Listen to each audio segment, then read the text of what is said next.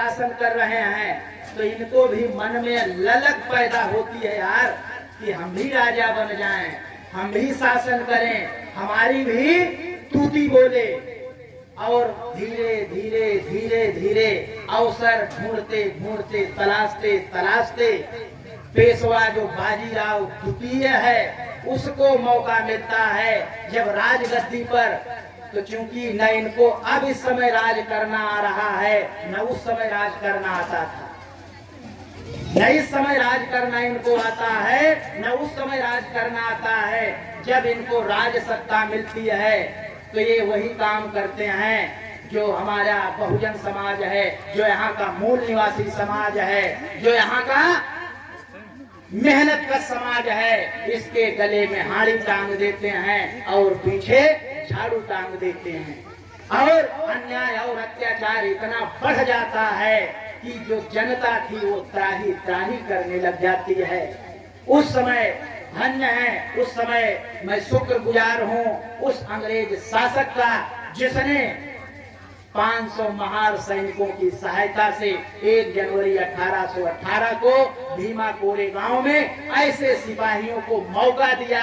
और जब इनको मौका मिला तो चुन चुन करके 28,000 लोगों को मारा था। आज यहाँ पर अगर 1,000 हैं तो 1,000 नहीं है, 1,00,000 के बराबर हमारे भीम पुत्र बैठे हुए हैं। मैं इन लोगों को भी उसी भीमा कोरे गांव के 500 महार सैनिकों से कम नहीं मानता। तो यह है जनवरी का पन्ना है जो इतिहास में धूमिल हो गया है। और 3 जनवरी 9 जनवरी यहाँ पर राष्ट्रमाता सावित्रीबाई फूले का यहाँ पर एक चित्र लगा हुआ है। इसी जनवरी के महीने में पैदा होती हैं 1831 में। यह भी वही शासन पेशवाई शासन होता है। उस समय बेमेल विवाह इतना जोर शोर से चल रहा था कि पता लगता था कि 10-11 साल की लड़की की शादी 50-60 साल के बच्चे से, युवक से, व्यक्ति से होती है। 50-60 साल का व्यक्ति होगा कि वो बुढ़ा होगा, निश्चित रूप से वो बुढ़ा होगा। यानी एक बुढ़े की शादी 10-11 साल की बालिका से होती थी। तो स्वाभाविक है कि जब वो बड़ी होगी, जवान होगी, तो वो बुढ़ऊ धनंग जाएंगे, वो प्यारे हो जाएंगे।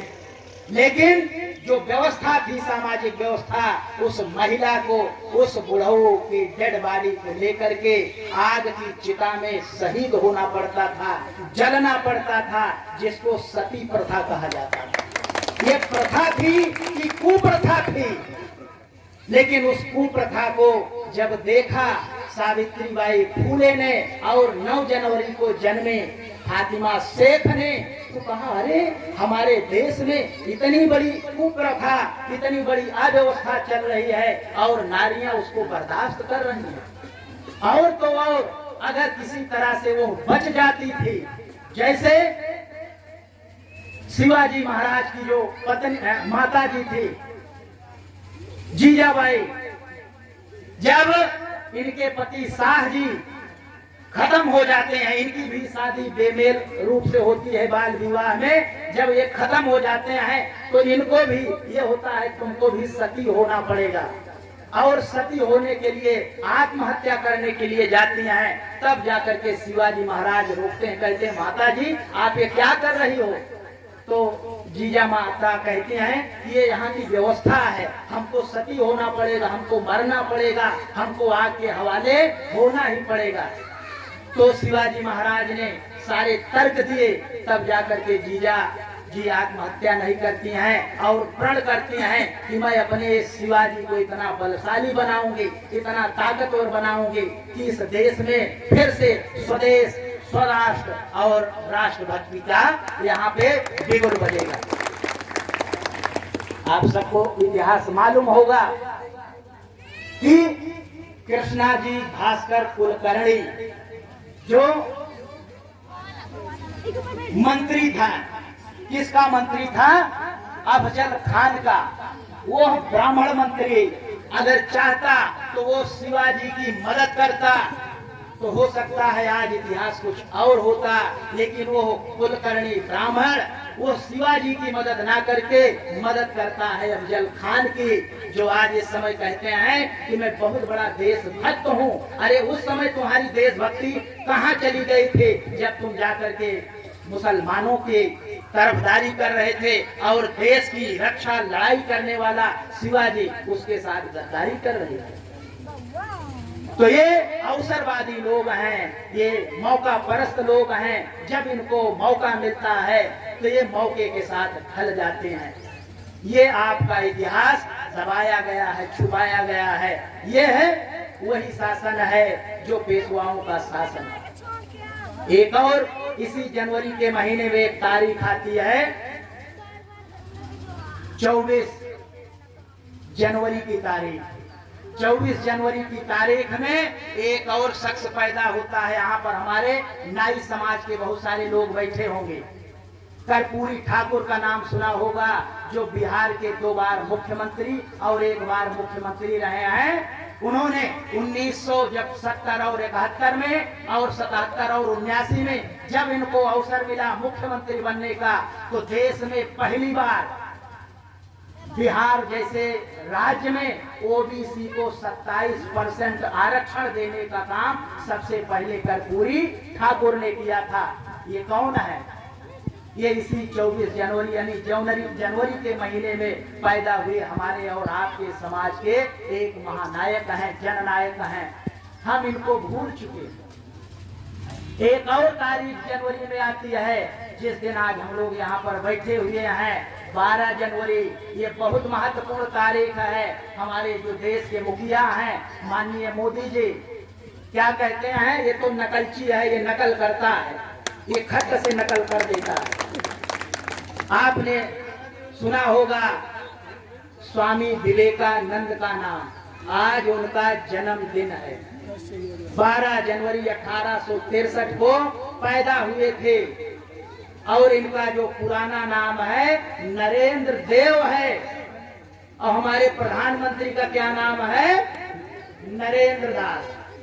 यानी ये नरेंद्र कहाँ से चुराया, कहाँ से नकल किया? ये हमारे स्वामी विवेकानंद के नाम को चुराया। और क्या चुराया? आप देखते होंगे जहाँ कहीं जाता है मीटिंग में क्या बोलता है, मेरे भाइयों और बहनों। ये भाइयों और बहनों कहाँ से पाया? आपको याद होगा 1893 में जब शिकागो में धर्म संसद हो रहे थे, वहां पर स्वामी विवेकानंद ने पहली बार वहां के लोगों को संबोधित करते हुए कहा था, मेरे भाइयों और बहनों। तो ये मेरे भाइयों और बहनों स्वामी विवेकानंद का दिया हुआ शब्द है, जिसको चुरा करके आज ये भुना रहा। उसी धर्म संसद में उसी धर्म संसद में स्वामी विवेकानंद को बोलने का अवसर नहीं मिल रहा था, जो भारत का प्रतिनिधि करने गए थे। ये इतिहास खोल करके देख लीजिएगा, नेट पे सर्च कर लीजिएगा, बहुत कम किताबों में मिलेगा। स्वामी विवेकानंद बहुत फूले फूले वहां पर पहुंचे थे कि मैं भारत की तरफ से, सनातन धर्म की तरफ से, हिंदू धर्म की तरफ से आया हूं और विश्व के जितने भी धर्म के अगुआ है आए हैं, मैं आज उनको संबोधित करूंगा। और जैसे बोलना शुरू करते हैं माइक इनका छीन लिया जाता है, इनको बोलने नहीं दिया जाता है। कौन से तुम हिंदू हो भैया? कौन से? पहले अपना परिचय तो बताओ तुम। तो कहते हैं मैं भारत से आया हूँ, हिंदू धर्म का प्रतिनिधि करने के लिए आया हूँ। तो कहते हैं वहाँ के जो लोग थे जो इनके साथ गए थे, कहें बताओ तुम ब्राह्मण हो? कहें नहीं। तुम क्षत्रिय हो? नहीं। तुम वैश्य हो? नहीं। तो फिर तुम कौन हो? तो स्वामी विवेकानंद कहते हैं साला मैं तो यहाँ आया हूँ धर्म संसद में संबोधित करने, हिंदुओं का हमारी यहाँ पर व्यवस्था और जाति पूछी जा रही है। नहीं हो ना, न ब्राह्मण हो, न क्षत्रिय हो, न वैश्य हो, चुपचाप बैठ जाओ, चुपचाप बैठ जाओ। अगर ये तीनों में से नहीं हो तो अरे धन्य है अनागरिक धम्मपाल जी, जिनका नाम शायद कम लोगों को मालूम होगा। अनागरिक धम्मपाल जो श्रीलंका के रहने वाले थे, जो बौद्ध धर्म का प्रतिनिधि करने के लिए वहां पर उसी सभा में बुलाए गए थे, वो खट से उठे और कहे कि एक सेकंड, मेरा जब नंबर आया मैं अपने में से आधा समय स्वामी विवेकानंद को दे रहा हूं, इनको मौका दिया जाए, ये बोलेंगे, मैं आधे बोलूंगा। और धम्मपाल ने अपना जितना समय उनको मिला हुआ था आधा समय स्वामी विवेकानंद को दिया, तब जाकर के स्वामी विवेकानंद वहां पर बोल पाए थे। तब उन्होंने कहा था, आए मेरे अमेरिका के भाइयों और बहनों, ये कौन है अनागरिक धम्मपाल? ये अनागरिक धम्मपाल वही हैं जो भारत की धरती पर, जिनकी हम यहाँ पर पूजा करते हैं, महामना बोधिसत्व तथागत गौतम बुद्ध, जो मटिया मेट हो गए थे, इस धरती से मटिया मेट हो गए थे और इनको जात वहां पर कब्जा हो गया था। वहां पर आप कोई पूजा नहीं कर सकते थे, वंदना नहीं कर सकते थे, पता ही नहीं लग रहा था कि ये बुद्ध भगवान है, ये कोई और भगवान है।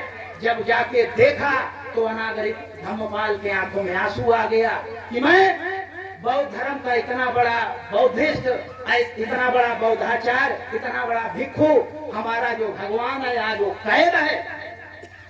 आगे बढ़ते हैं, जहां पर सारनाथ में उन्होंने ज्ञान दिया था, पूरा कब्जा, जहां पर उनको परिनिर्वाण हुआ था कुशीनगर, पूरा कब्जा, उनके आंख में आंसू आ जाते हैं और वहीं से प्रतिज्ञा करते हैं कि मुझको जहां पर भगवान बुद्ध ज्ञान प्राप्त किए, जहां पर उन्होंने पहला उपदेश दिया, जहां पर उनका परिनिर्वाण हुआ, मैं इसको आजाद करके रहूंगा, इसको मुक्त करके रहूंगा। ये वही है अनागरिक धम्मपाल, जिन्होंने स्वामी विवेकानंद को वहां पर मौका दिया था। और स्वामी विवेकानंद को केवल 2 मिनट का मौका मिला था और जब बोलना शुरू किए थे तो शून्य पर बोले थे। और आप सब जानते हैं कि उनका क्या भाषण रहा। यही पे बात नहीं खत्म होती है। वहां से जब लौट करके स्वामी विवेकानंद आते हैं तो कहते हैं कि साला मैं हिंदू धर्म का, सनातन धर्म का प्रतिनिधि बन के गया था और मुझको अवसर अगर किसी ने दिया है तो इस शख्स ने दिया है, यानी अनागरिक धम्मपाल ने दिया है। मैं इनके धर्म का अध्ययन करूंगा और इस धर्म को देखूंगा, समझूंगा, जानूंगा। और भारत जब आए तो बौद्ध धर्म का फिर से उन्होंने अध्ययन शुरू किया, मीटिंग शुरू किया, तो निष्कर्ष पर, निचोड़ पर पहुंचे। कहें अरे बाप रे बाप, यहाँ पर कितनी जो है समता, ममता, दया, करुणा भरी पड़ी हुई है। और मैं जिस व्यवस्था में था वहाँ तो साला सब पूरा छुआछूत, आडंबर और कितना पाखंड भरा हुआ है। यहाँ पर आकर के फिर उन्होंने संबोधित किया, ये देख लीजिएगा। उन्होंने अपने संबोधन में कहा है कि अगर 33 करोड़ भारत के जितने मूल निवासी हैं, गरीब हैं, निराश्रित हैं, असहाय हैं, अछूत हैं, दलित हैं, शूद्र हैं, अगर इनको मंदिरों में बैठा दिया जाए तो अपने आप इनका कल्याण हो जाएगा। और वहां पर जो बैठी वो प्रतिमा है, अगर उसको बाहर निकाल दिया जाए तो इस देश का उद्धार हो जाएगा। और इस व्यवस्था का सबसे बड़ा अगर कोई गुनाहगार है तो इस देश का ब्राह्मण है। यह बात जब ब्राह्मणों को पता लगती है, अरे ये स्वामी विवेकानंद जिसको हम क्या समझते थे, यहाँ पर आके हमको गरिया रहा है, हमारी व्यवस्था को चुनौती दे रहा है, षड्यंत्र करते हैं। और 39 वर्ष की अवस्था में इतना बड़ा युग पुरुष खत्म हो जाए। 4 जुलाई 1902 को स्वामी विवेकानंद 40 वर्ष भी पूरा नहीं हो पाते हैं, उनकी कैसे मृत्यु हो जाती है, उनकी कैसे हत्या हो जाती है, किसी को नहीं मालूम। वो भी एक राज है। तो आज ऐसे स्वामी विवेकानंद जो आपके बीच के हैं, ये कोई और नहीं, ये कायस्थ समाज के हैं, जो लाला समाज के, श्रीवास्तव समाज के हैं, जो अपने आप को कहते हैं मैं वो हूँ। अरे वो नहीं है, वो भी शूद्र हैं, किसी शूद्र वर्ण के हैं। वो किसी घमंड में ना रहे। जब स्वामी विवेकानंद जैसे इतना विद्वान व्यक्ति अपमानित हो सकता है तो तुम्हारी क्या औकात, तुम्हारी क्या मजा। आज उन्हीं स्वामी विवेकानंद का 12 जनवरी को भी जन्मदिन है, जिसको भारत नहीं संयुक्त राष्ट्र संघ ने 1985 में राष्ट्रीय युवा दिवस के रूप में घोषित किया है। ये परीक्षाओं में पूछा जाता है कि राष्ट्रीय युवा दिवस कब मनाया जाता है, तो अंतर्राष्ट्रीय जो युवा दिवस है वो संयुक्त राष्ट्र संघ के माध्यम से घोषित तारीख है। यानी ये 12 जनवरी से लेकर के आपका 19 जनवरी तक पूरा युवा सप्ताह मनाया जाता है, युवा दिवस मनाया जाता है। तो उनके जन्म जयंती के अवसर पर मैं उनको हार्दिक नमन करता हूँ, वंदन करता हूँ। ये बताना इसलिए जरूरी है कि यहाँ पर बहुत सारे विद्वान साथी, पढ़े लिखे साथी हैं, इनको इतिहास के पन्नों की कुछ कम जानकारी है या जानकारी है तो आधी अधूरी है। और एक जानकारी अंत में बता देना चाहता हूँ, इसी जनवरी में इन सभी जनवरी के महापुरुषों का जो सबसे बड़ा बाप है, जो सबसे बड़ी जयंती है, वो है लोकतंत्र की जयंती। लोकतंत्र का जन्म और लोकतंत्र का जन्म होता है 26 जनवरी 1950 को। वो भी इसी जनवरी में लोकतंत्र की जयंती पड़ती है। पहले क्या था, चमार के घर से चमार पैदा हो रहा, पासी के यहाँ पासी पैदा हो रहा, धोबी के यहाँ धोबी पैदा हो रहा, अहिर के यहाँ अहिर, गड़रिया के यहाँ गड़रिया। जैसे कुत्ता के यहाँ कुत्ती कुत्ता, बिल्ली के यहाँ बिल्ली, तोता के यहाँ तोता, सुअर के यहाँ सुअर, गधा के यहाँ गधा, हाथी के यहाँ हाथी पैदा होता है। उसी तरह से हमारे यहाँ भी ऐसे ही पैदा होता था। लेकिन ये धन्य है वो तारीख 26 जनवरी 1950। उस तारीख के बाद आज चमार के घर में चमार नहीं, पासी के यहाँ पासी नहीं, धोबी के यहाँ धोबी नहीं, बल्कि चमार के यहाँ डॉक्टर, मास्टर, इंजीनियर, IAS और TCS पैदा हो रहे हैं। ये वही लोकतंत्र के बहाने और संविधान के लागू होने का परिणाम है। ये बातें मनवादियों को खटक रही हैं कि ये तो 26 जनवरी संविधान के लागू होने के बाद यहाँ के लोग डॉक्टर, मास्टर, इंजीनियर बन रहे हैं, विधायक, मंत्री, सांसद, मुख्यमंत्री बन रहे हैं। क्या किया जाए? थोड़े दिन पहले यहाँ पर पता लगी थी कि कुछ लोगों ने मीटिंग किया था, बैठक किया था और कहा था कि मैं यहाँ पर फिर से वही मनुवादी व्यवस्था लागू करूंगा। अरे वो दिन लद गए हैं। यह देश मनु के संविधान से नहीं चलता है। 26 जनवरी 1950 को मनु का जो संविधान है वो जला दिया गया है, दफन कर दिया गया है। अब यह देश बाबा साहब डॉक्टर अम्बेडकर के संविधान से चल रहा है। इस गलत फहमी में न रहिएगा कि मनुस्मृति फिर से लागू होगी। लोकतंत्र है, संविधान का राज है। साथियों, आज हमारे बीच में DK आनंद जी जो पदम के राष्ट्रीय अध्यक्ष हैं, उनको वो लखनऊ से आए हैं, मैं तो केवल रायबरेली से आया हूँ। अब मुझको ऐसे पता नहीं कहाँ से कौन सा अतिथि बना दिया है। तो ये जो अतिथि बनने का गौरव प्राप्त हुआ है ना, ये मैं सुनील दत्त हूँ, डॉक्टर सुनील दत्त हूँ, तो डॉक्टर सुनील दत्त की वजह से नहीं हूँ। ये बाबा साहब का जो संविधान है उसकी वजह से है। ये DK आनंद जी जो सूट बूट में आए हैं, ये चरपहिया गाड़ी से आए हैं।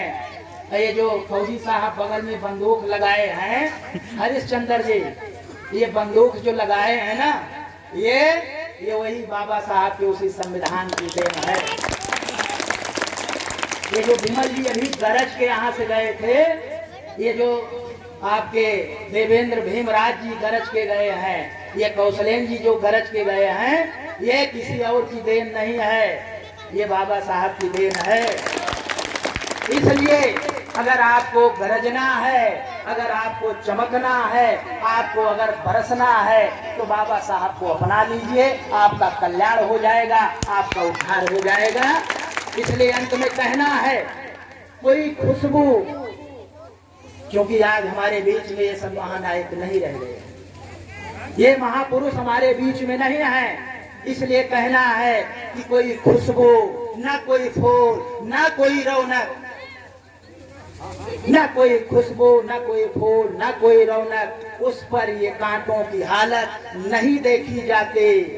अरे बस रात ही रात होती तो कोई बात नहीं, मगर उसका आकार दूना नजर आता है। और जितने चमकीले सितारे थे सब टूट गए, जितने चमकीले सितारे थे बाबा साहब जैसे सब टूट गए, सारा आकाश बड़ा सूना नजर आता है। अरे क्या काम किया, क्या काम किया तुमने उनके अभावों को भरने के लिए, जिनके मेहनत से तुम्हें तख्त मिला, ताज मिला। कम से कम उनके सपनों के जनाजों में तो शामिल हो जाते। जिनके चुप रहने से तुम्हें राज मिला, जिनके चुप रहने से तुम्हें राज मिला। इन्हीं शब्दों के साथ आयोजकों को, आप सबको बहुत बहुत धन्यवाद। सादर नमो बुद्धाय। जय भीम। नीला सलाम।